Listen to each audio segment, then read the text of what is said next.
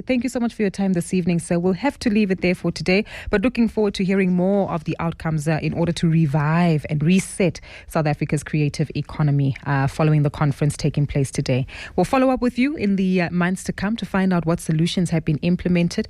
That is the Marketing and Communications Manager of SACO, Mboneni Mulaudzi, joining us on the show this evening.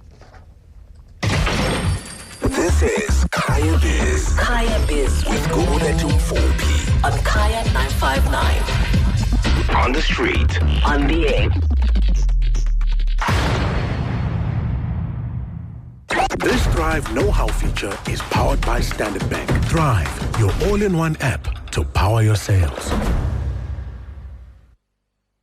14 minutes to 8 o'clock. You're listening to Kaya Biz here on Kaya 959. Well, as you're well aware and as you've heard in the build-up to the conversations we've had, we've spoken about entrepreneurs who are working and operating within our townships and, of course, the main sector or main economy as we hear, main market really. And that really does speak to the solutions that need to be provided, providing them with access to markets, access to financing, access to appropriate technology to better manage their stock and, of course, be able to fast-track their growth and development. And today is the second edition of a conversation that we bring to you, which is brought to you by Thrive, giving you some insight as to how best it is that Standard Bank Thrive is assisting entrepreneurs within the main market to grow, to develop, and just as the name suggests, to thrive.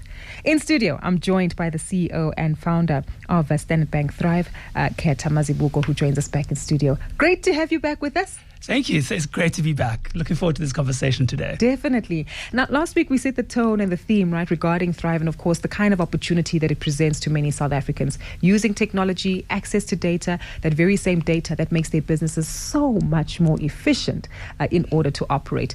But today we're going to talk about another aspect about the main market, which is customer experience, because Absolutely. we tend to forget that these entrepreneurs are providing a service to individuals like you and I. Yeah. Why is customer experience so important? I think customer experience, especially when it comes to the main market, township businesses. And I think before we even get into what customer experience is just to call out what makes a township business owner special. Yeah. These businesses were not meant to succeed, actually. And I'm not talking historical, I'm talking today. So if you look at, what are the things that a business needs to really thrive? First of all, the normal support around zoning and regulation, the ability to apply for licenses that are specific to those businesses.